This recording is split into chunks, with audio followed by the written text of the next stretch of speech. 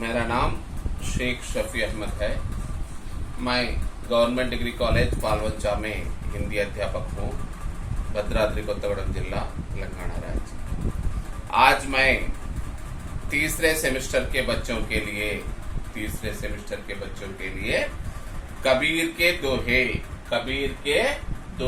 कबीरदास कवि परिचय को कबीर के दोहों में कबीरदास का कवि परिचय पढ़ाने जा रहा हूँ तीसरे सेमेस्टर के बच्चों के लिए। कबीरदास हिंदी साहित्य के महान कवि माने जाते हैं। कबीरदास हिंदी साहित्य के महान कवि माने जाते हैं। कबीर के जन्म के संबंध में अनेक मतभेद हैं। इससे पहले कबीर के बारे में जानने से पहले आचार्य रामचंद्र शुक्ल के अनुसार हिंदी साहित्य के इतिहास में दूसरे काल में भक्ति काल में निर्गुण भक्ति धारा में ज्ञान मार्गीय प्रतिनिधि कवि कबीरदास है। निर्गुण भक्ति धारा में निर्गुण माने भगवान का न कोई रंग होता, न कोई रूप होता, भगवान की न कोई मूर्ति होती, भगवान एक अदृश्य शक्ति है। भगवान ज्ञान ही भगवान है। मानव को ज्ञान पाने से सब कुछ मिलता है, ज्ञान पाने से ही मोक्ष मार्ग मिलता है। बोलने वाले कवि कबीरदास जी का जन्म के संबंध में अनेक मतभेद हैं। कुछ लोगों के अनुसार वे रामानंद स्वामी के आशीर्वाद से काशी की एक विधवा ब्राह्मणी के गर्भ से, काशी नगर के उत्तर भारत देश में काशी के एक विधवा ब्राह्मणी के गर्भ से पैदा हुए थे। कबीरदास रामानंद स्वामी के आशीर्वाद से एक विधवा ब्राह्मणी के गर्भ से पैदा हुए थे, जिसको भूल से रामानंद जी ने पुत्रवती होने का आशीर्वाद दिया था। ब्राह्मणी एक विधवा स्त्री है। वह ब्राह्मणी यह विधवा स्त्री है। भूलकर उसके शरण में आए हुए ब्राह्मणी स्त्री को रामानंद जी ने पुत्रवती होने का आशीर्वाद दिया। इसीलिए वह विधवा ब्राह्मणी के गर्भ से कबीरदास का जन्म हुआ। लोक लज्जा के कारण समाज से डर कर एक विधवा ब्राह्मणी बिना पति के कैसे बच्चा हुआ, इस तरह से तो उस स्त्री को हर कोई आदमी कोसता रहता था। इसीलिए लोक लज्जा के कारण समाज से डरकर उस विधवा ब्राह्मणी ने उस लड़के को नहर तालाब नामक एक तालाब के किनारे से छोड़ दिया। नहर तालाब नामक उस बचपन के बालक को, उस छोटे से नन्हे से बालक को, कबीरदास को नहर तालाब के किनारे पे छोड़ दिया। ब्राह्मणी उस नवजात शिशु को लहर तालाब के पास फेंक आई थी। कुछ लोगों के अनुसार इनका जन्म सन 1398 अंग्रेजी में 1398 तेलुगु में 1398 ईसाई में काशी में हुआ था। काशी में गंगा तट के किनारे रहने वाले काशी नगर में हुआ था। कबीर के माता पिता के विषय में एक राय निश्चित नहीं है कि कबीर नीरू और नीमा की वास्तविक संतान थे या नीमा और नीरू के केवल इनका पालन पोषण ही किया था। नहर तालाब के पास मिला हुआ बच्चे को नीरू और नीमा नामक जुलाह दंपतियों ने पालन पोषण किया। जुलाह दंपतियों ने वह लड़के का पालन पोषण किया। कहा जाता है कि नीरू जुलाहे को यह बच्चा लहरतारा तालाब पर पड़ा हुआ मिला, जिसे वह अपने घर ले आए और उनका पालन पोषण किया। बाद में यही बालक कबीर कहलाया। बाद में यह बालक कबीर कहलाया। युवावस्था में स्वामी रामानंद के प्रभाव से युवावस्था में उस बालक ने युवक बन गया। रहते रहते कुछ समय के बाद वह बालक की युवावस्था में युवकुडैन तर्वात स्वामी रामानंद के प्रभाव से स्वामी रामानंदुడి ప్రభావంతో उन्हें हिंदू धर्म का ज्ञान हुआ। उस बालक को स्वामी रामानंद के प्रभाव से, स्वामी रामानंद के प्रवचनों से हिंदू धर्म का ज्ञान हुआ। एक दिन कबीर गंगा घाट की सीढ़ियों पर गिर पड़े थे। रामानंद जी उसी समय गंगा स्नान करने के लिए सीढ़ियां उतर रहे थे। उनका पैर कबीर के शरीर पर पड़ गया। उनके मुख से तत्काल राम राम शब्द निकल पड़ा। एक दिन कबीर गंगा के तट पर, गंगा के किनारे सीढ़ियों पर खेलते खेलते गिर पड़े, बेहोश हो गए। रामानंद ने उस दिन सुबह सुबह प्रातः काल गंगा स्नान करके उन्होंने गंगा में स्नान करके उन्होंने ऊपर चढ़ रहे थे सीढ़ियां। उनको गंगा में स्नान करके सीढ़ियां ऊपर चढ़ रहे थे। उनको ये एकदम उनके पैरों के नीचे गिर पड़ा बालक कबीरदास आ गया। साथ ही साथ बालक को देखकर रामानंद जी ने कहने लगे, हे राम राम राम कहने लगे।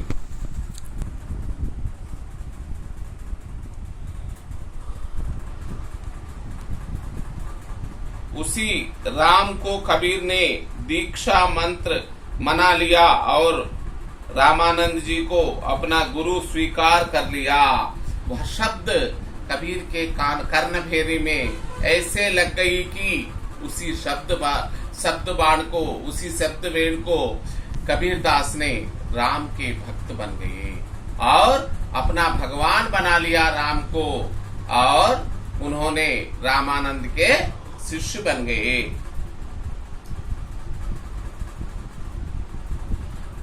कबीर की ही शब्दों में, हम काशी में प्रकट भये हैं रामानंद चेताए। कबीर ने हिंदू मुसलमान का भेद मिटाकर हिंदू भक्तों तथा मुसलमान फकीरों का सत्संग किया और दोनों की अच्छी बातों को आत्मसात कर लिया। कबीरदास कहते हैं, हम काशी के निकट रामानंद के शब्दों से राम भक्त बन गए। कहते हुए रामानंद को अपना गुरु मानते हुए हिंदू धर्म के गुरुओं के सत्संग से और मुस्लिम संतों के सत्संग से उन्होंने अनेक ज्ञान का अर्जन किया, अनेक ज्ञानोपार्जन किया। हिंदू के धर्म के पंडितों से और मुस्लिम के संतों से इन्होंने दोनों धर्मों का भेदभाव मिटाकर ज्ञान का अर्जन किया, ज्ञानोपार्जन किया।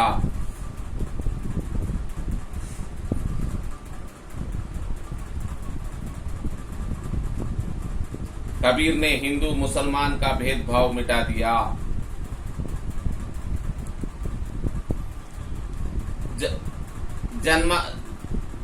जनाश्रित के अनुसार कबीर के पुत्र कमाल तथा पुत्री कमाली थे। इतने लोगों के परिवरिश करने के लिए उन्हें अपने करघे पर काफी काम करना पड़ता था। साधु संतों का तो घर में जमावड़ा रहता था। कबीर की बेटी कमाली और कबीर का बेटे का नाम कमाल था। ये दोनों बच्चों को पालना और घर में आने के संत पंडित लोगों का जमावड़े को पालना कबीर के लिए बहुत मुश्किल था। इसीलिए उनको रात दिन काम करना पड़ता था। इतना काम करके भी वह ज्ञान संतों से पंडितों से अनेक रूपी ज्ञान उन्होंने पाते थे। उन्होंने स्वयं ग्रंथ नहीं लिखे, मुख द्वारा बोले शब्दों को उनके शिष्यों ने लिखा था। कबीर के मुख द्वारा बोले गए शब्दों को उनके शिष्यों ने अपने रचनाएं लिखते थे। कबीर कभी भी लेखन कार्य नहीं किया।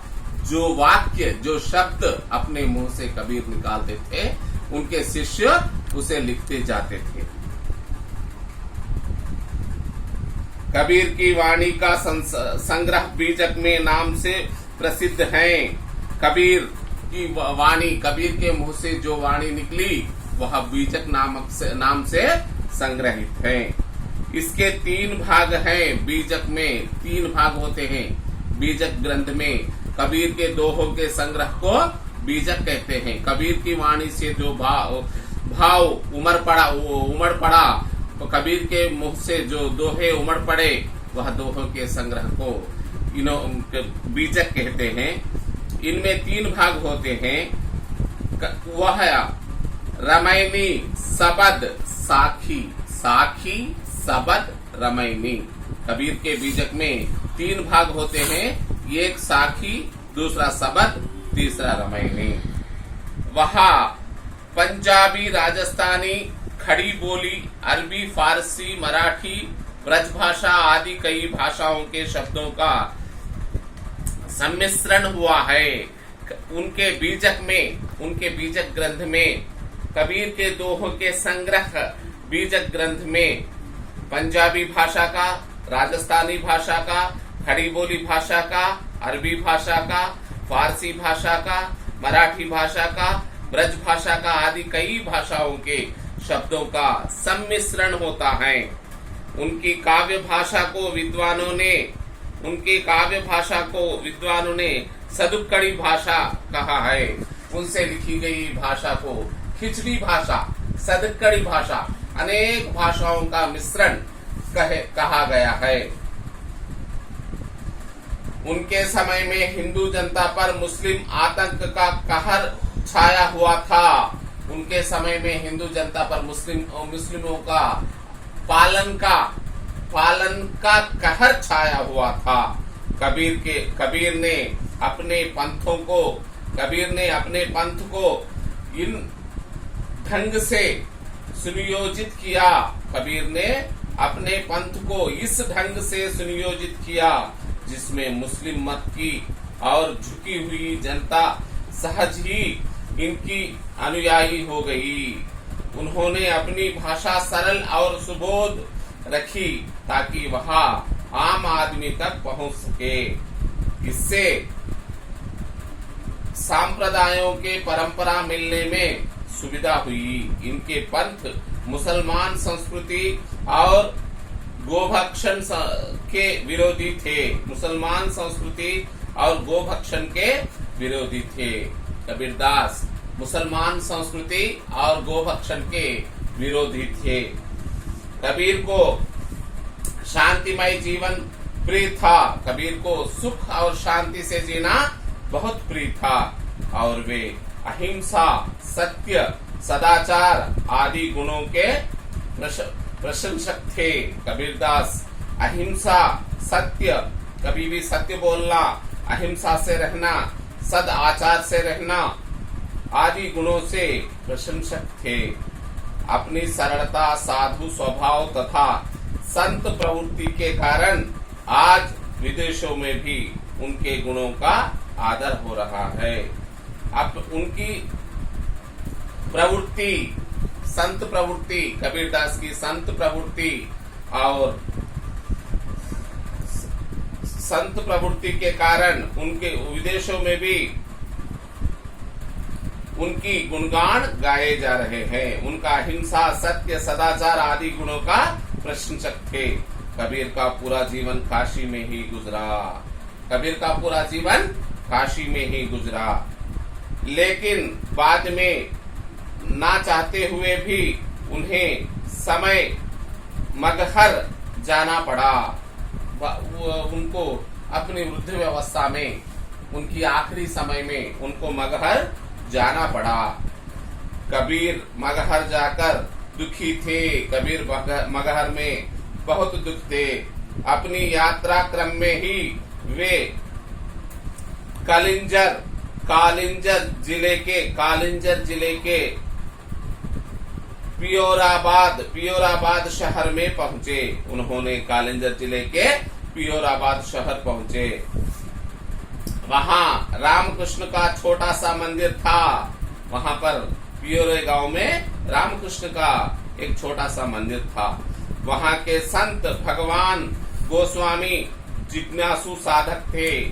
वहां के संत भगवान गोस्वामी के जिज्ञासु संत थे, साधक थे, किंतु उनके तर्कों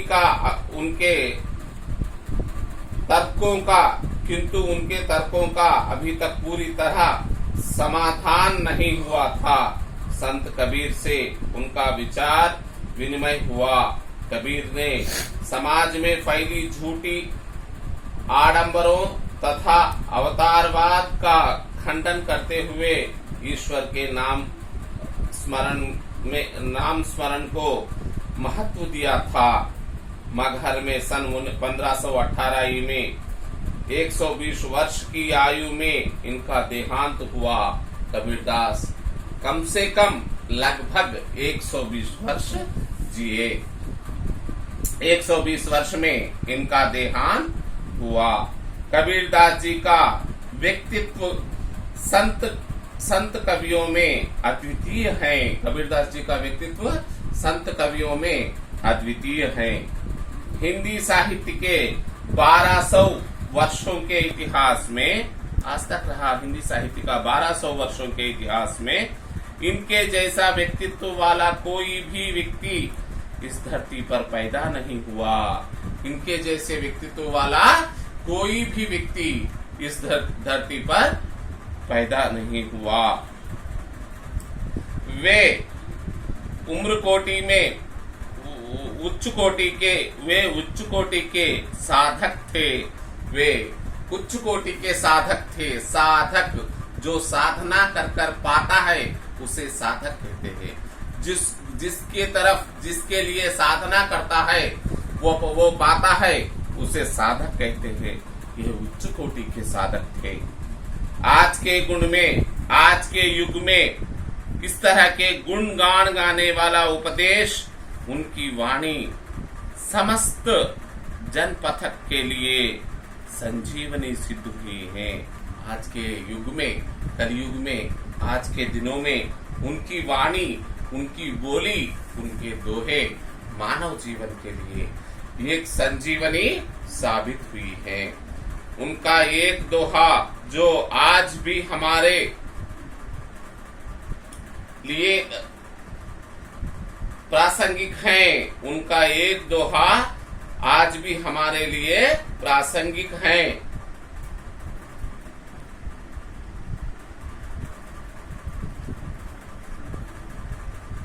कबीर के दोहों का परिचय। कबीर के इस तरह के कबीरदास ने अपने दोहों से समाज के उद्धार के लिए, समाज के जीवन में अनेक संक्लिष्ट समस्याओं का समाधान अपने दोहों के जरिए कबीरदास ने दिया है। कबीरदास के दोहे अगर हम पढ़ सके, सीधी तरह पढ़ सके, सुख शांति से, बिना धन दौलत के, बिना आडंबरों के मानव जीवन को सुख और शांति से जीने का मौका हमें भगवान प्रदान करता है। कबीर के दोहे इतने उपलब्ध है मानव जीवन के लिए। कबीर के दोहे इतने अच्छे हैं, हर दोहा भी साधारण रूपी मानव को सरल से समझ में आता है। इस दोहे को अगर सीखे तो समाज में मानव की समानता, न नारी का, न पुरुष का, न लिंग भेद का, न धन भेद का, न संपत्ति की, किसी तरह की समानता इस समाज में कबीरदास के दोहों में हमें मिलती है। कबीरदास के दोहों में ऐसी ही शांति हमें मिलती है वह दोहे मानव जीवन में अपनी समस्याओं को अपनी समस्याओं में उलझे समय में कबीर के दोहे हमें ऐसा सन्मार्ग दिखाती हैं। इसीलिए कबीर के दोहे सीखना चाहिए। कबीर के दोहे हमें अच्छी तरह से सीखना चाहिए। और कबीर के दोहों में मानी समझना चाहिए। 2 लाइन का पद्य होता है कबीर का दोहा। दोहा मीनी 2 लाइन का पद्य। 2 लाइन में कबीरदास जी अनेक विषयों को लाकर कर देते थे। इसीलिए हर व्यक्ति को कबीरदास के दोहे सीखना चाहिए।